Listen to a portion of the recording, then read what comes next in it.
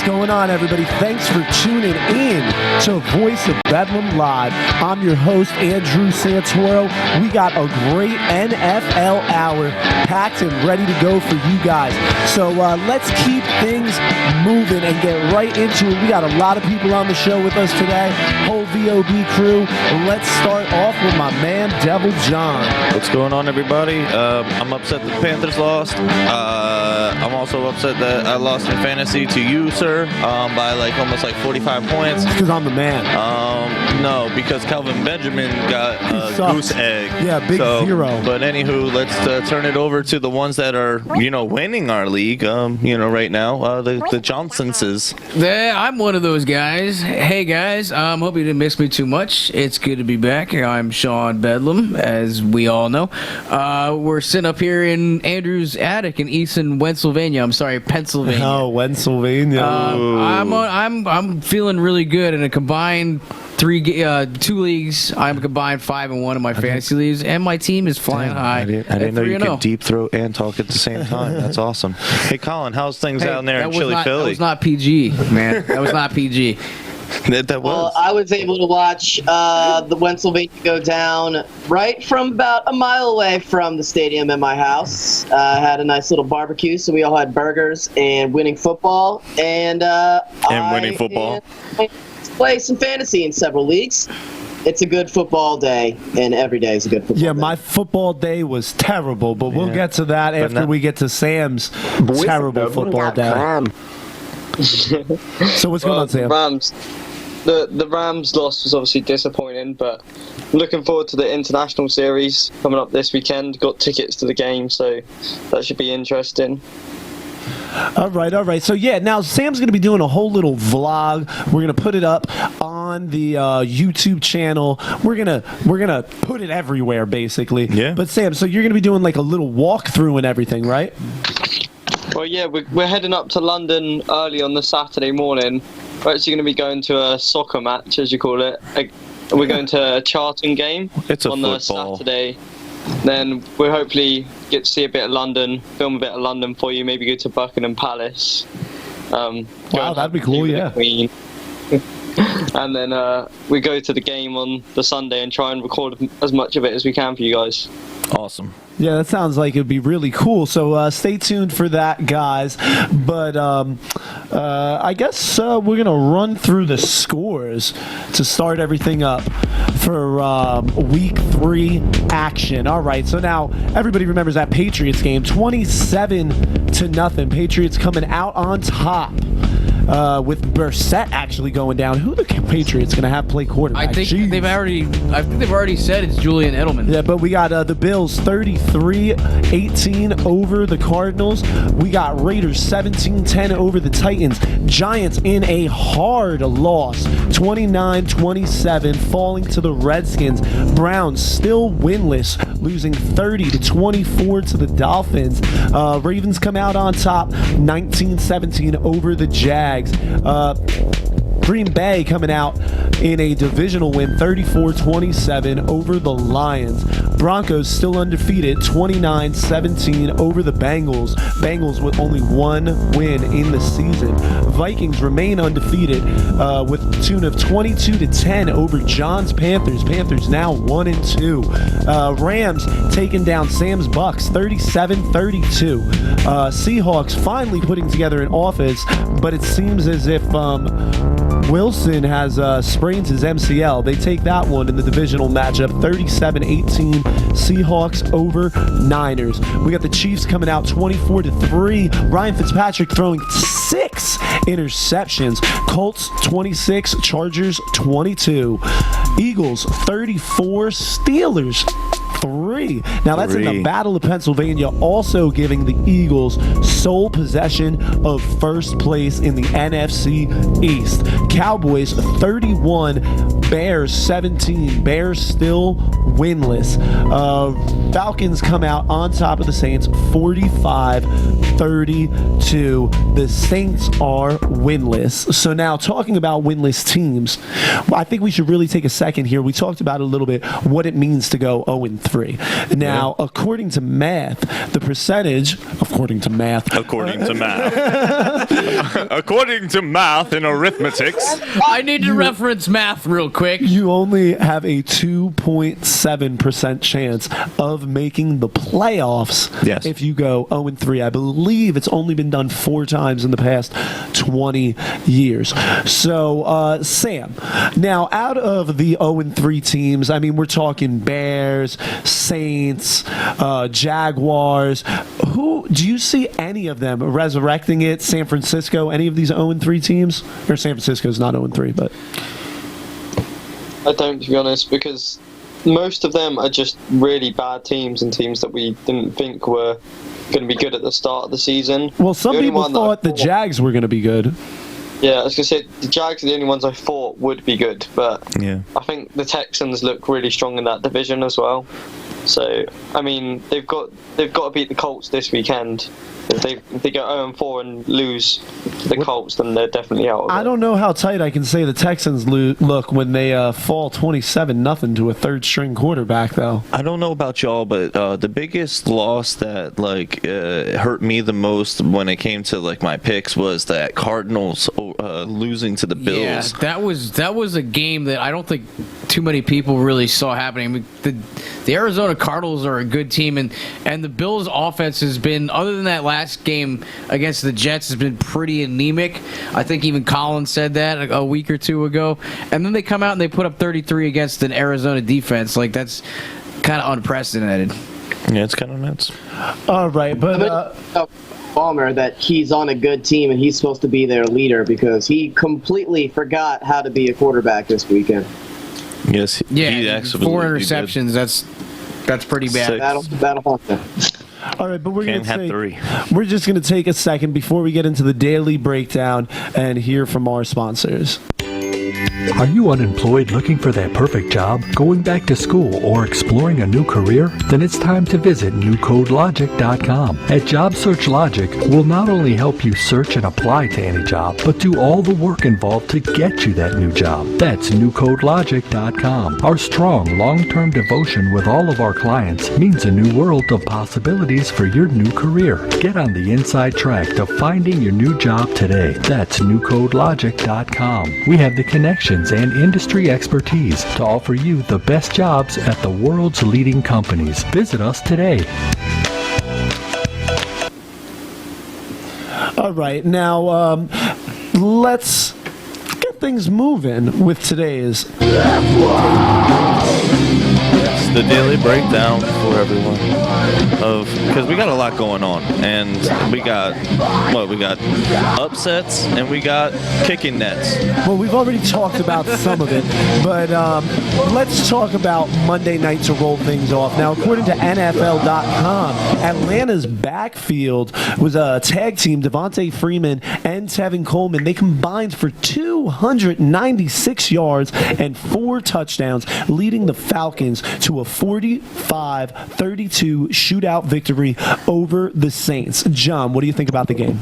Honestly, I thought it was very, very sloppy. When you see numbers like that, you usually think of an NCAA game, usually when it gets, but honestly, this is what a lot of people kind of want to see, especially fantasy players are like, I want to see as many points as possible, and fans that are just getting into the game, they're like, I want to see a lot of points scored, so I can see that side, but honestly, that just means that the defense was really lackluster. And if you're going to have a lackluster defense, you're not going to last in the season. Yeah, absolutely. I mean, the Saints always seem to get into these battles because they have no defense ever. The Saints have never had a defense. I mean, everybody talks crap, and I do as well. That Super Bowl Rob run, Ryan, they had a defense. On Rob Ryan, decent. But even with any defensive coordinator since that time period, the Saints have never had a defense. Sean Payton knows nothing about defense, it seems. I mean, I know he's an offensive-minded head coach, but you still got to know who to put in place. Now, Sam, what do you think the Saints can do to fix this defense that just gave up 45 points? Well, I think they need to draft some talent up front to start, because they tried to add Kyle Joseph to the secondary in the 2016 draft, but I think to build a defense, you can't really start with the secondary and start right at the back with safeties. They got to build some talent. Always got to build from the trenches. Yeah, they got to put more pressure on the quarterback, because if you give a good quarterback like Matt Ryan, or he's not even one of the better quarterbacks in the league, but he managed to pick them apart and score 40. They scored 45 points in this game. So if you give them time and also spaces in the running game to put up 296 yards, then you're never going to win many games. I got a secondary question, and I'll put this up to anybody who wants to answer it. Sean Payton and Drew Brees have been together now since 2006. Obviously, they won the Super Bowl in 2009, but that was 7 years ago now, going on 8. And the Saints have been on a steady decline since then. How much longer? And not to mention, Drew Brees is probably going to retire in the next. And Bountygate. Drew Brees is probably about to retire in the next year. Well, they just got extensions. How much longer is Sean Payton going to be around with the Saints? Even after maybe 2 to 3 years. Brees' retirement. Well, I didn't think he was going to be around this year, but then he signed the extension, which I didn't think was a good move for the Saints. I didn't think it was a good move for the Saints, but I guess he's there for the foreseeable future. What do you think, Colin? I think it's weird how he was signed to a 5-year extension while Drew Brees was signed for what I believe is a 4-year extension. So he's going to be around longer than Drew Brees is. Like, I love Drew Brees. He's done amazing things in his second destination as a quarterback. It's very rare that people really blossom on the second team that they were playing for, not the team that they were drafted.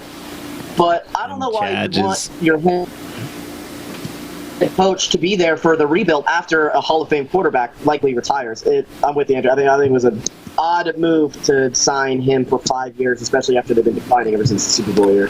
I honestly see him being there for 2 to 3 years. The reason why I say 2 to 3 years is because if they got the cojones to do it, it'll be 2. But they're going to cut that tie around 3, and they'll just have some dead money to deal with. I think what they're going to, because if this is the decline that they're going to be facing, because it's been a steady decline, as you said, and it's been very shoddy. Offensively, they usually have it together, but defensively, they just seem to never really get it together. And with teams like the Tampa Bay Buccaneers having targets such as Mike Evans, you got to have somebody to be able to cover him. You need to have that safety to help out. Yeah, but guys, we're talking about. I don't really see what we're doing here. I don't understand what we're doing, because we're talking if Drew Brees and Sean Payton are going to last. But Drew Brees and Sean Payton, or at least Drew Brees, they did put up 35 points. They can score. It's not Drew Brees that's holding this team back. No. It's the defense. It's the defense, yes. So, Dennis Allen, their coordinator, inherited a terrible roster when Rob Ryan. There's just not any talent on that defensive line, secondary, linebacking core.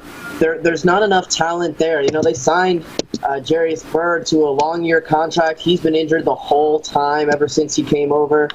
It's just not getting it done. And, for a new defensive coordinator, it's going to take years to overhaul this roster. Sheldon Rankins, their first-round pick this past year, he's going to be missing probably the next 6 weeks after he got injured in preseason. It's just not going to get any better anytime soon. All right. Since we have everybody here, why don't I ask the question? Since the statistical chances of an 0-3 team getting a winning season and going into the playoffs is so low, do we put the Saints to bed?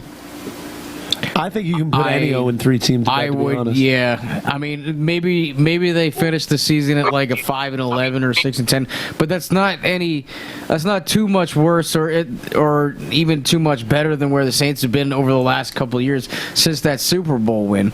They've floated around or hovered around 7-9, 6-10, 8-8 since like 2011, 2012. Right, so they've been on a steady decline.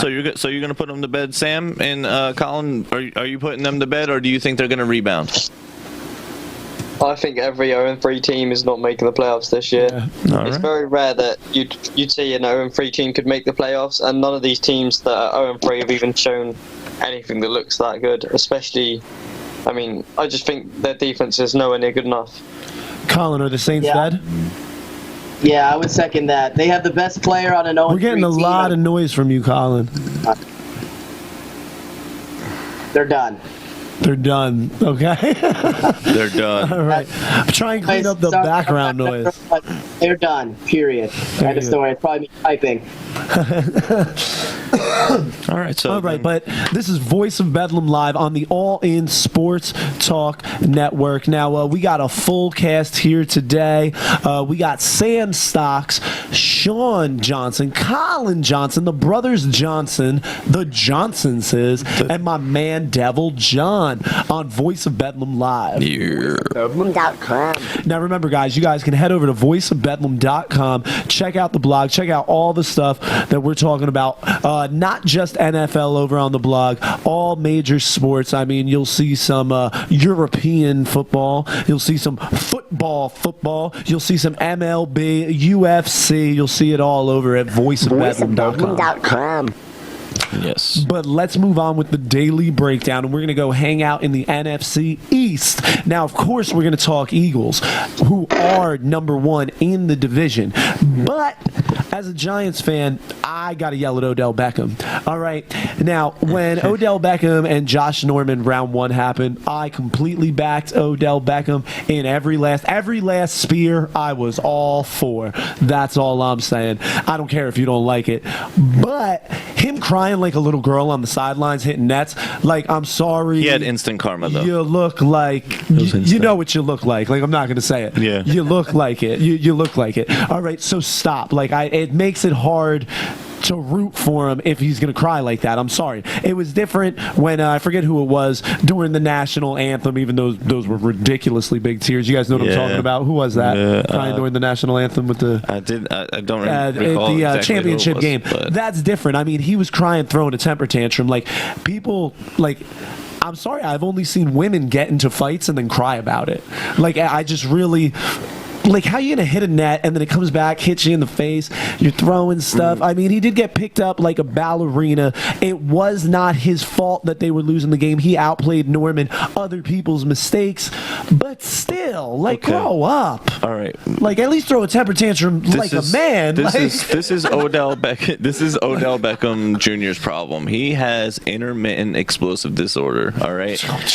All right. Now, Dr. John. That is Dr. John's John over diagnosis. here. Dr. John. Because obviously Josh Norman has his card. He knows how to play him. He showed that in that first showdown, and now that he's in the division with him, he has to face him twice a year. Now, not only did he get in your head and make you look really silly on national television in your home, now you're going to have to travel to Washington and play him there again.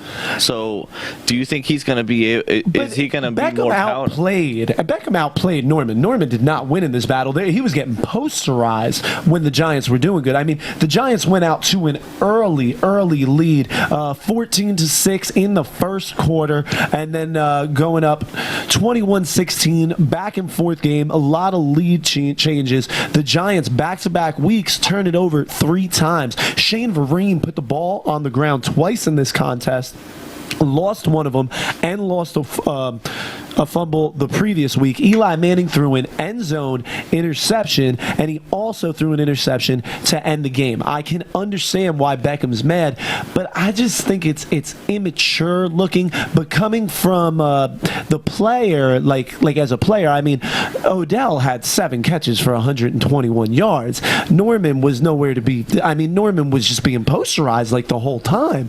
Also, I mean, Cruz was putting up numbers. All the wide receivers. So then, were why firing. the antics on the sideline? Because the Giants were getting beat as a team, and Odell was doing well, and I guess he just couldn't deal with that. But you just look like a spoiled little brat then to me. I do understand it's not his fault that they lost, but like acting like that, like I'm just sorry. You look like a bitch. Like, I'm sorry. He got what he deserved. Come out and say it then. Yeah, he got what he deserved, especially when he slapped that kicking net and then instant karma like smacked him right in his face.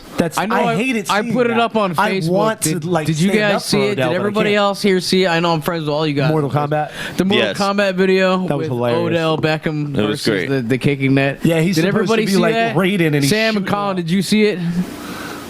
I actually I didn't even see. I saw the Mortal Kombat, but I didn't see him actually hit the net. Oh no! What happened in he shot out like a Giants helmet, and then it would hit the net, and the net would fire off and hit him in the head, and then it would come down and crush him, and it would say fatality, and it was all old school with a big like rock L. Now don't get me wrong, I want Odell Beckham to win MVP every single year. I'm still rooting for Odell Beckham. I'm still rooting for the Giants. The offense played well, minus the turnover, so you can't really say they played well. But I mean, don't be going out there being a your rookie held himself more professionally, held himself together more professionally than your Mr. Star player there. All right, so let's talk who's in charge right now of the NFC East. Now, with this loss, now every Giants fan is hoping the Giants win, Eagles lose. Giants got sole possession of first place, 2-1, 2-0 in the division, 3-0 on the year. Nope, exact opposite. Falls that way for the Eagles, though. So, Sean, what do you think about them birds soaring high? Well, I showed up at a buddy's place. We watched the Eagles game, and the Eagles didn't look too good on that first Steelers possession, I should say. But I forget who it was, but a Steelers receiver dropped a potential touchdown on their very first possession. So what happened? That was the third down play. Fourth down, what do the Steelers do? They go for a field goal. What do the Eagles do? They block that field goal. That set the entire precedent for the entire game. It was just the Eagles dominated that game in every facet of the game. On defense, on special teams, and on offense. Like Carson Wentz was just he doesn't throw bad passes. Like he doesn't put the ball even in remote danger of a defender. The Steelers just missed passes. They couldn't get anything generated on offense. I mean, the only thing that the Eagles didn't do is they didn't necessarily shut Antonio Brown down. He still had, I think, 12 catches for 140. But what did the Eagles do? No touchdown. They kept him out of the end zone. Which is all that really matters. That's all the Eagles ended up having to do to keep the Steelers at bay.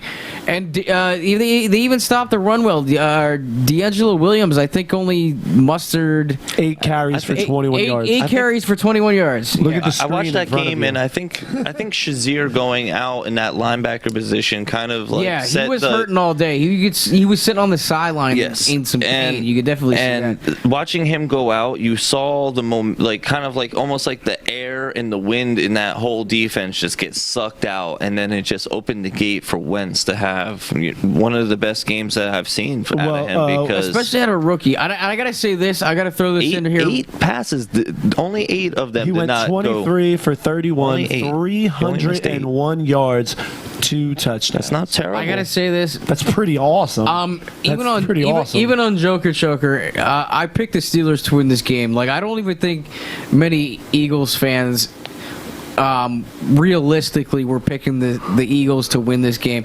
But I went to work on Sunday morning, and I texted Colin probably around 10 a.m., and I said, you know what? I have a feeling this could be a trap game for the Steelers. The Steelers are riding high. They just came off, a win over a division rival in Cincinnati. The Eagles are 2-0, but they're kind of a quiet 2-0 because they've only beaten Cleveland and Chicago. But now knocking off Pittsburgh like this. They're coming back home. This could end up being a trap game for the Steelers because they're leaving Pittsburgh and they're coming in to face a 2-0 team that no one has really. I mean, it's surprising, but no one is necessarily taking seriously yet. And what happens? The Eagles come in, or the Steelers come in. I'm sorry, and they absolutely get their what's handed to them. on Sunday afternoon. All right, Colin, what was? Give me your quick take on the game. Why don't you talk about Sproles, who had a great game, especially coming out of the backfield. Now, 6 receptions for 128 yards, a touchdown with a long of 73. Now, on the ground, 2 carries for -1 yards. So let's talk about Sproles as a receiver, Colin. Well, I think the highlight, really, of the Eagles' running game as a whole is just how everybody was able to get going. Ryan Matthews had his ankle tighten up on him, so he wasn't really getting any touches by the time the first quarter was over. It was really all the Wendell Smallwood, Kenjon Barnier, and Darren Sproles show. But Sproles, obviously, his 6 catches for 128 yards was highlighted by that 73-yard touchdown.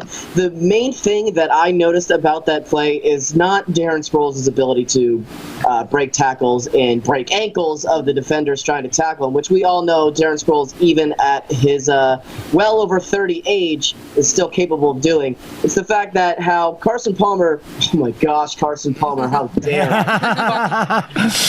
Oh my gosh. Carson Wentz, wrong team. Carson Wentz was able to have the awareness that got out of the pocket, avoided a sack, ran to the sideline, was able to have the awareness to know that he was getting close to the line of scrimmage. So he started running laterally, waited for Darren to make that one cut to get behind his blocker, his linebacker that was covering him, and then the perfect float pass by Carson Wentz with the awareness of both Darren Sproles and Carson Wentz for Sproles to get behind the guy covering him and for Wentz to stay on the right side of the line of scrimmage.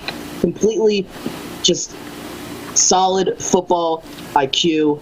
And then Darren Sproles just takes it to the house because nobody on the field is able to catch that man, even at 33, 34, I want to say. 33. It's just unreal that the maturity of Carson Wentz blows me away. And Darren Sproles is a huge benefactor of that, clearly.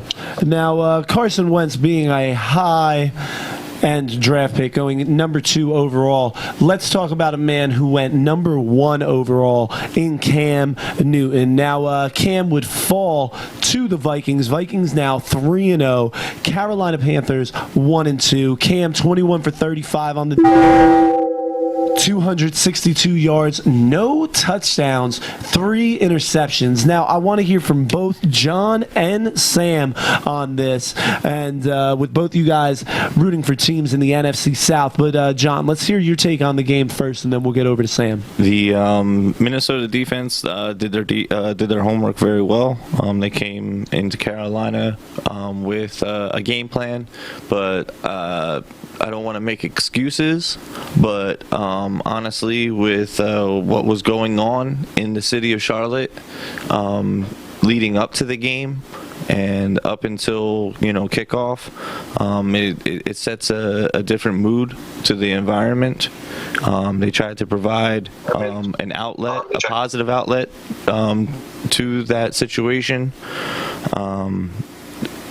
And it definitely had its effect on the team. You've seen everybody's bravado and just the way that they carried themselves. They just didn't carry themselves like it was a normal Sunday. And even though that's not an excuse, you still have to go out there and perform. The Minnesota defense showed up, and I guess Sam Bradford really isn't that bad. Yeah, I mean, who was it? Somebody, Minnesota had 3 sacks. Griffin. Yes. Sam, what did you think about Minnesota's day? I think their defense is the best in the league. I think they're better than the Broncos' defense right now. Yeah, they're the number 1 scoring defense right now.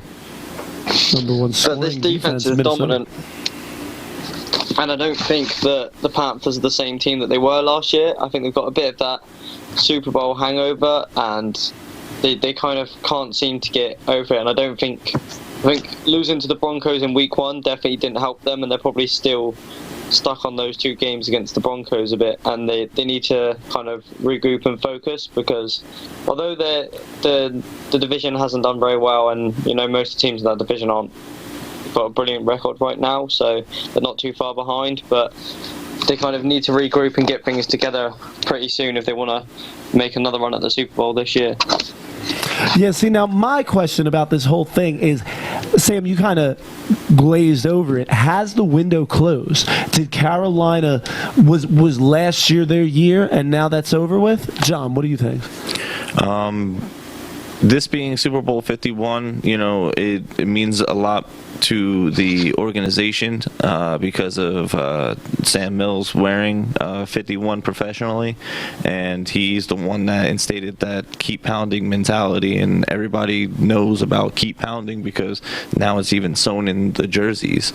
So with that being a motivating factor, I believe that Ron Rivera can go back to the drawing board and fix what's going on, because Minnesota's defense is one of the best right now, and the fantasy points, they were number one going into the week as the top scoring defense, and they definitely kept that up with a safety and a bunch of sacks and limiting the Panthers all the way through 3 quarters of scorelessness.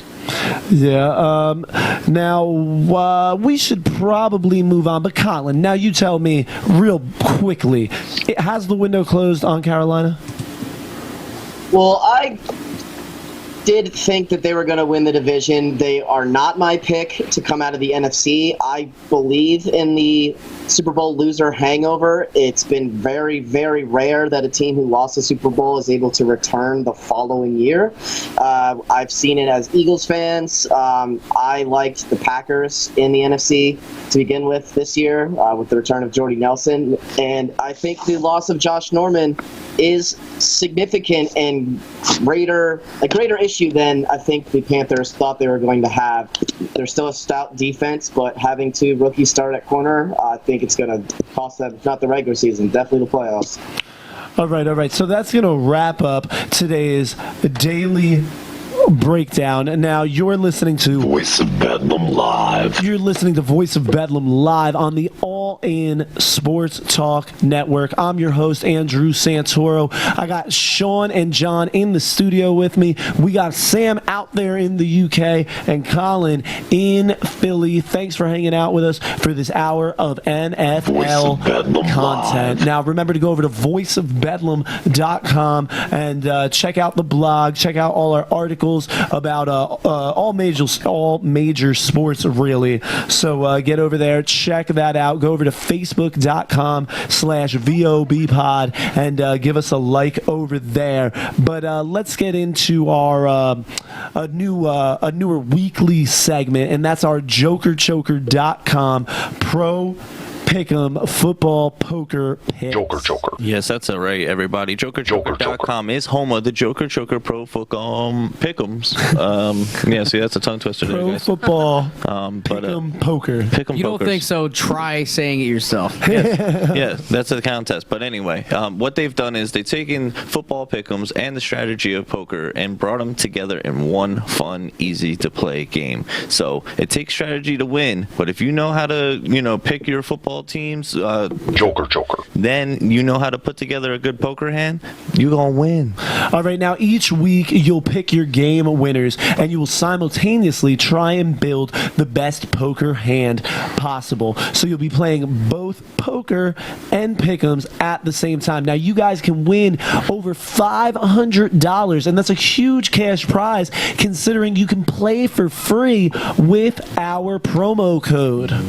So sign up for free and get your account at jokerchoker.com and use promo code Bedlam, BEDLAM, that's just like the show, for bonus coins to get you started. Joker.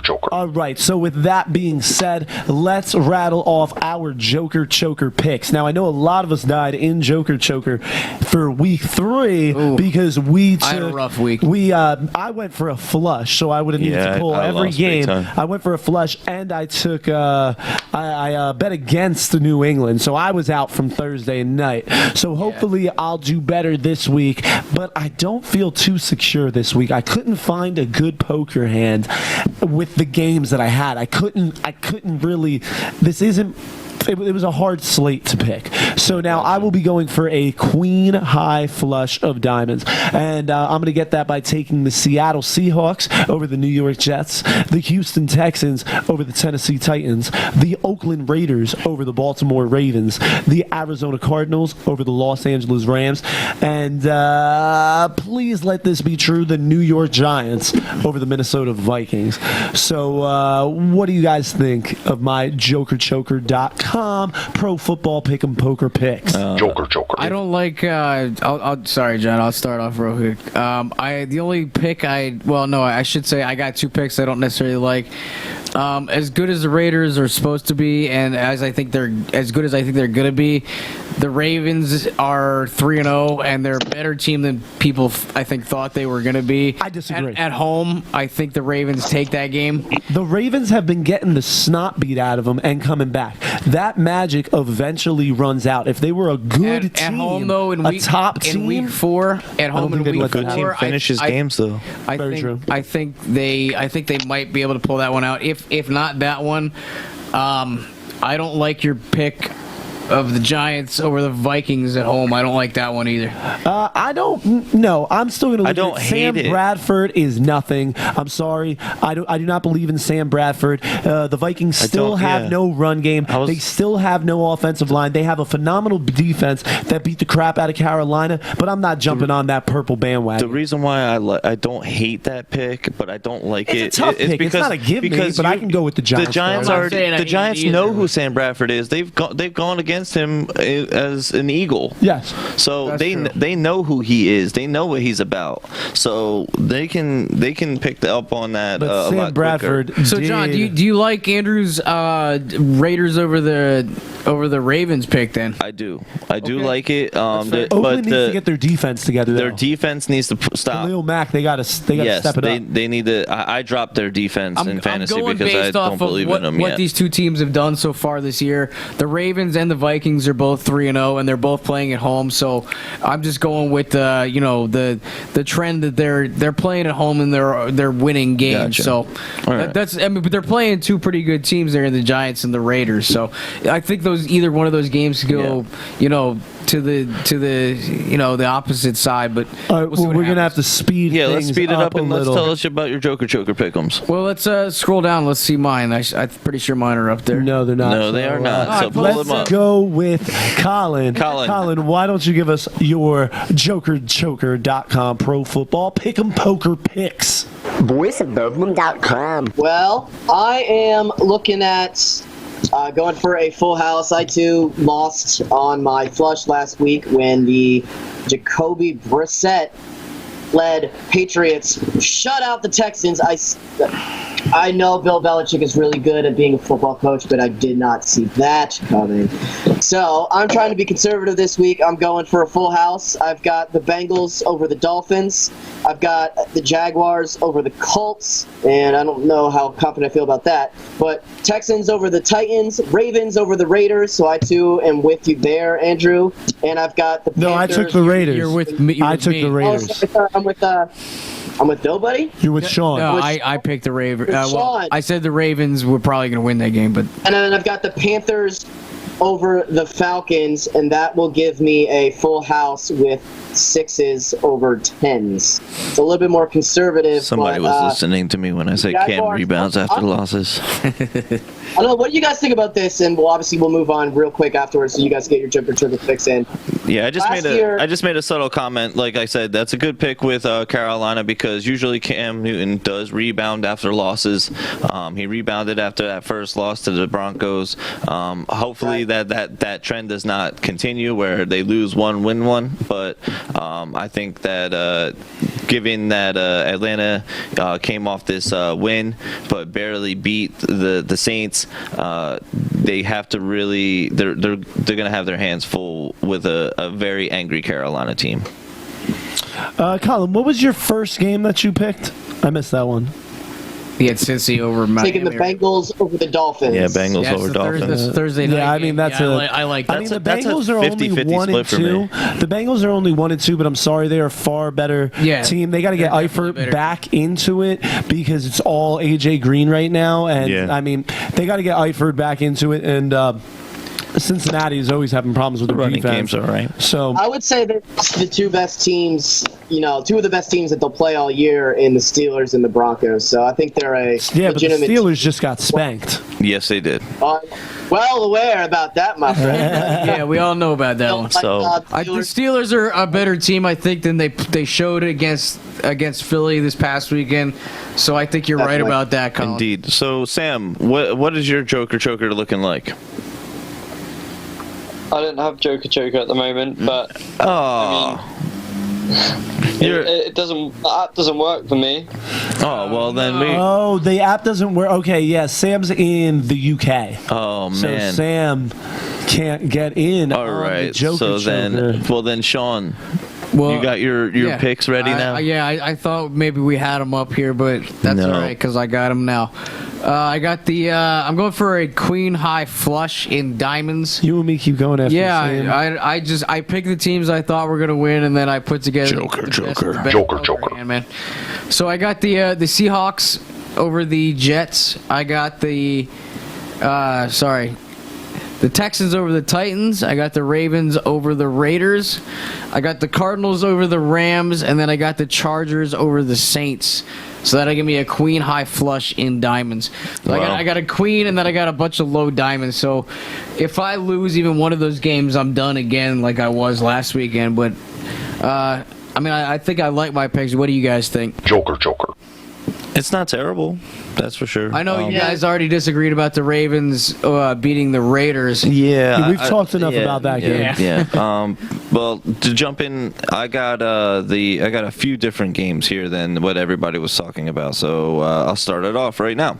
So I got the Cleveland Browns losing to the Redskins, which would give me a 5 of hearts. I got my Carolina Panthers beating Atlanta with the 6 of hearts coming to me.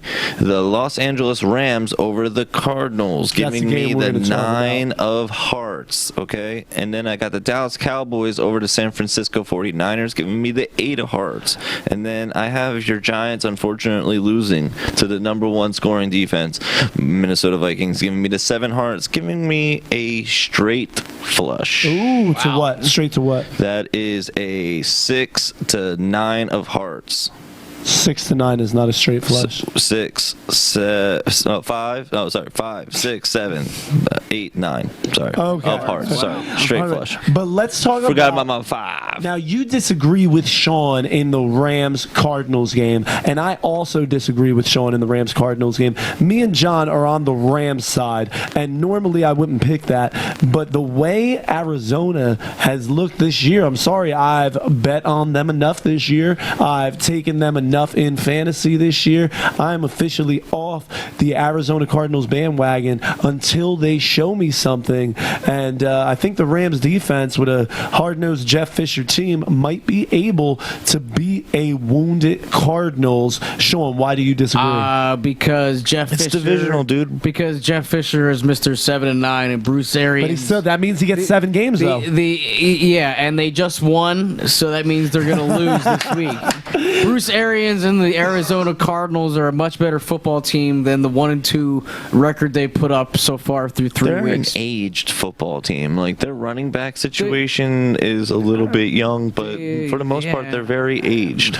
They've always been an aged franchise. Their strength has definitely been that defense hung it up over there. And that coaching. Bruce Arians has done a lot of good things with that team. I mean, Most definitely. They were a number 2 seed in the NFC last year. I don't think they're as bad as the 1-2 record they put up. But like I said, it's a divisional game. That's true. It's a flip of a coin when it's divisional games. It's really hard to call. I like the Cardinals more than I like the Rams. The Case Keenum led Rams. I know they beat Sam's Bucks this past week, but I don't think the Rams are going to. I don't know. Jameis Winston and Mike Evans were lighting it up the previous. Yeah, they were doing. Let's see, Sam. Well, how do you feel on this game, Cardinals Rams? Who are you taking? I'd have to say the Cardinals because, watching that game, I don't think the Rams were that good a team. We gave them so much like open plays and just easy plays where our safeties just can't play and our corners can't cover. We had a few key players out, so there was no pass rush. And they got quite a lot of points over turnovers. We had a fumble which they took 75 yards back for a touchdown, and I mean they weren't the better team in the game, and the Cardinals beat us 40-7. So I mean they absolutely dominated us, and they just looked a different class when we played them. Absolutely. All right, so you're sticking with Sean. Now, Colin, how do you see this game? It is 2-2 right now. Are you on the Rams side or are you on the Cardinals side? I'm not sure if there's going to be a game this year where I can confidently pick the Rams to win. I don't know if they play defense, but I'm taking the Cardinals at home. Bruce Arians is one of the best coaches in the NFL. I truly believe that. I do not think that he is a 1-3 coach. I do not think that Carson Palmer is as bad as he showed against Buffalo this past week. Give me the Cardinals at home. All right. Well, that's going to wrap up our JokerChoker.com Pro Football Pick'em Poker Picks. Joker. So remember, go to JokerChoker.com and use promo code Bedlam, BEDLAM at entry. You'll get a bunch of free coins, and you guys can compete to win over $500 for nothing. So get over to JokerChoker.com and use promo code Bedlam now. Joker.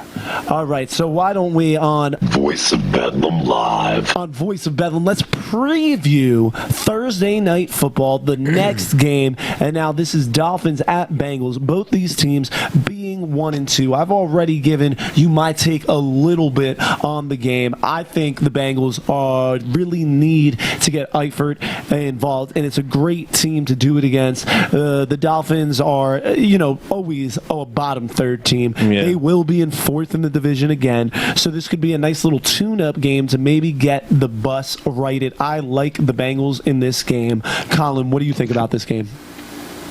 Well, I'm taking them in my Joker. I like the Bengals to win again at home. I think that they have lost to two, and I want to call them great teams, but the Steelers did just lose 34-3 to the Eagles, albeit on the road.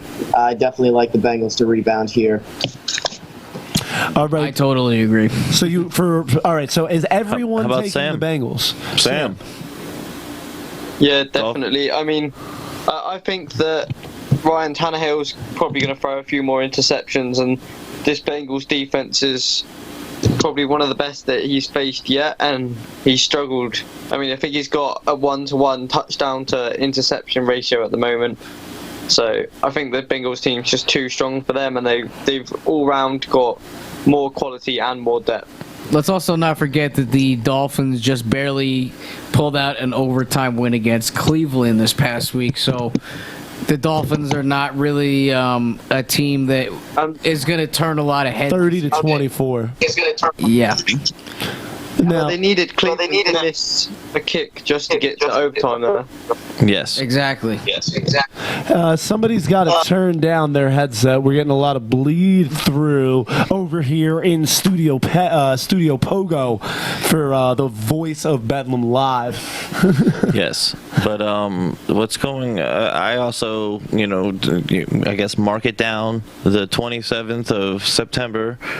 We all agree that the Cincinnati Bengals are going to beat the Dolphins. Yeah, the Bengals are just they're a better team than the Dolphins are. Andy Dalton's a better quarterback than Ryan Tannehill. Let's look. They have weapons in the receiver game. Let's look at their schedule though, real quick. They do, but so do the Bengals.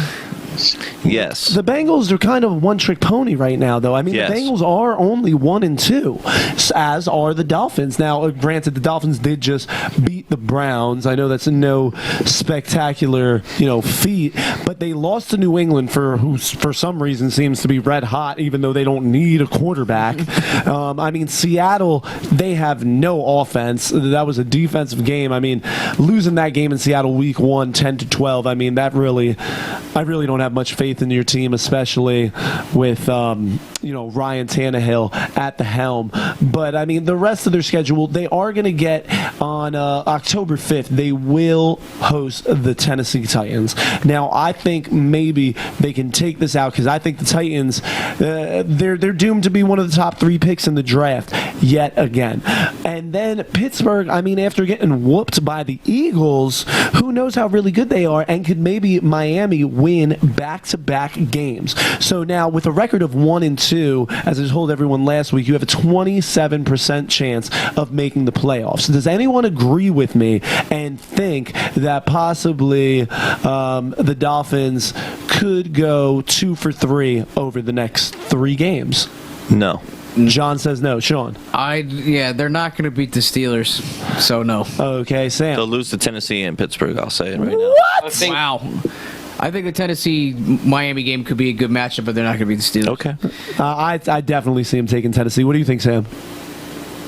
I think that will be laughable in a few weeks when they're like 1-5, 1-6. All right. Yeah, and then you all look at me and be like, "Hey, John, so who are you thinking about picking next week?" Because I was thinking about this person, but I just wanted to pick your brain a little bit.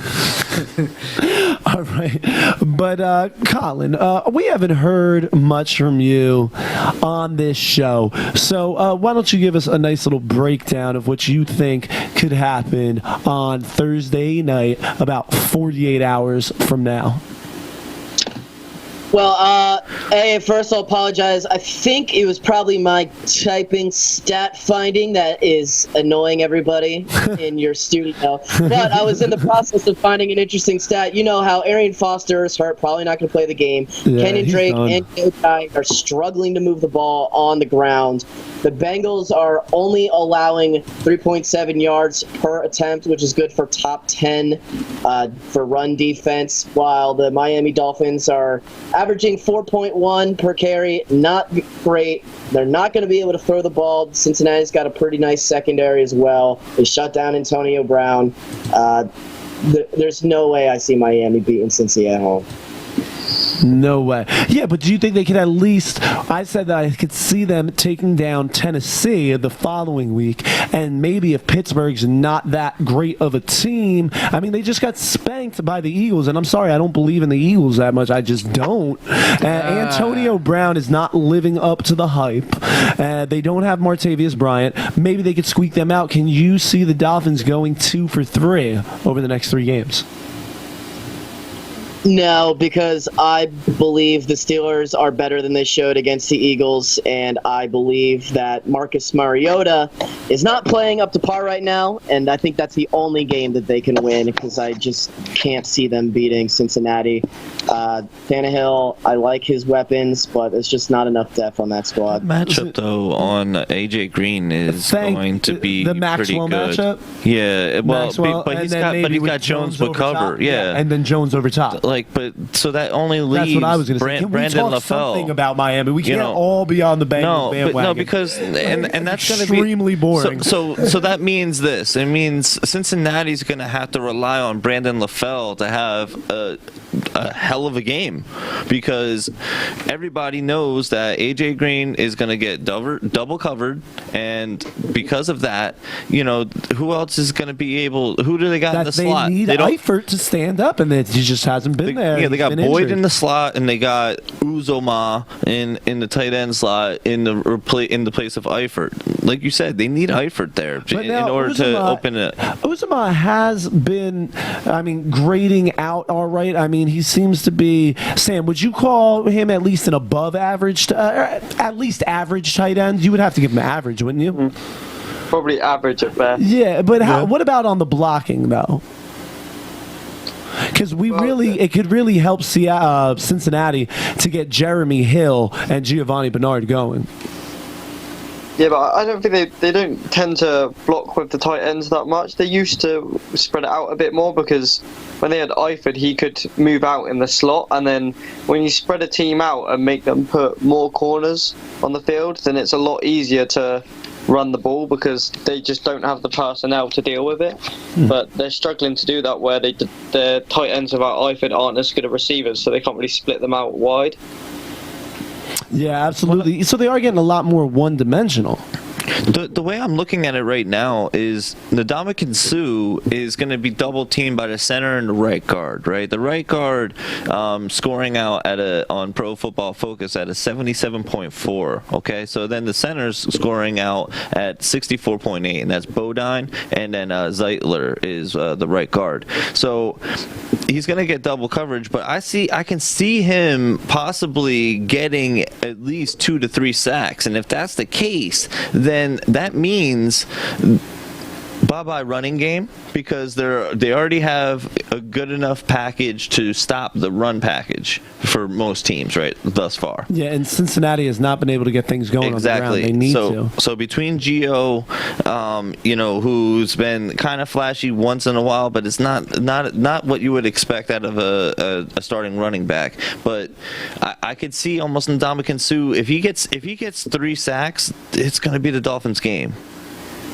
Well, I mean, anytime somebody gets a single player, especially gets 3 sacks, it is easier to win theirs. But you're saying that you think Ndamukong Suh can come through, play like he was a few years back in Detroit, just smash the line and take over the game, especially without them having a running game. I think that might be true, especially if Maxwell. But Byron Maxwell, hasn't done anything. I keep trying to look for a reason to go Miami, and it's just so hard. Cincinnati, even at 1-2, they just have better personnel and a better coach. Kiko Alonso was not a terrible linebacker. Yes, he plays very aggressive, so it puts him in bad situations. Well, sometimes. He took out injured. Yes, but with that being also said, so I could see, like I said, with the double coverage coming off the center and right guard on Suh, that opens up one person on that defense to kind of double coverage. So, yeah, that could be Jenkins pushing Alonso back in coverage on the tight end. So you want them to come at Andy Dalton just hard and heavy up the middle. That's the only way that you're going to be able to, because Andy Dalton. Watch out. I get what you're saying, because AJ Green is all they have, but can they take AJ Green away is the question. Because I do agree with you. I think they got to get Andy Dalton's that's why they face. have to attack Dalton before AJ Green can be a playmaker. Yeah, I see what you're saying, but Maxwell's going to have to hold his own against Green at the same time. He's going to have to stuff him at the line. It is more tilted towards the offense in this day and age. A lot of quick releases coming out, and Andy Dalton can handle that. Sam, do you think that there's any way Miami's defense can do what John is describing and really put the heat on Dalton? Well, I don't know, because they didn't seem to have much pressure against the Browns, and they gave up a lot against Cody Kessler and a bit of Terrell Pryor mixed in at quarterback, which is just not a good sign for them when they're playing against actual quarterbacks. And I'll take AJ Green over Terrell Terrell really Pryor play against despite what Terrell Pryor has done.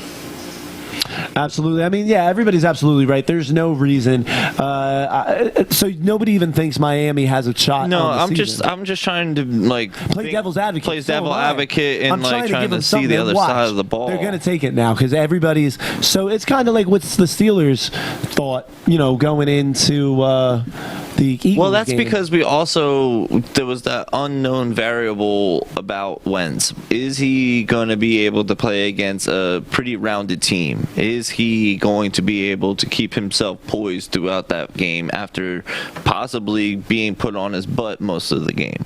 That was the question. Obviously, he's not the player that we thought he was. He's a lot better than we gave him credit for, which I'll be first to say. Good job in drafting him, because you took a gamble, and now that gamble's paying off for once. I said I would admit I was wrong, and I was totally wrong. I said it was risky, but I'm glad we took it. But like I said, and I'm gonna let it be known in public, the first person in our fantasy league, the Voice of Bedlam league, to take Carson Wentz is going to be berated with hate speech by me. But it's out of love, But it's just to be like, yo, you're a bandwagoner, and hate speech you already out of love only on Voice of Bedlam Live. All right, everybody. Well, we had a fun show, packed cast today. I mean, a whole bunch of shows. It was just me and John. I think this is the first time that Sean, Colin, and Sam, any of them, have been on the All In Sports Talk Network. Now, remember, everybody, head over. It's a little bit smellier now. Head over to voiceofbedlam.com. Check out our blog. Let us know what you guys think. Leave us comments. Go to our, you can get links to our YouTube pages over there, and check out the show on video if you missed any portion of it on the All In Sports Network app. So remember, pick up the app. You can get it at the Google Play Store and the Apple Store. It's free, 24-hour live stream. Talk Sports. We'll be here live every Tuesday and Friday night, and they'll be playing us throughout the week as well. And I guess we're going to wrap up this week's until Friday. Until Friday. Voice of Bedlam Live. All right, for Sean, Colin, Sam in the UK, Devil John, I'm Andrew Bedlam, and we're getting the hell out of here. Voice of Bedlam Live.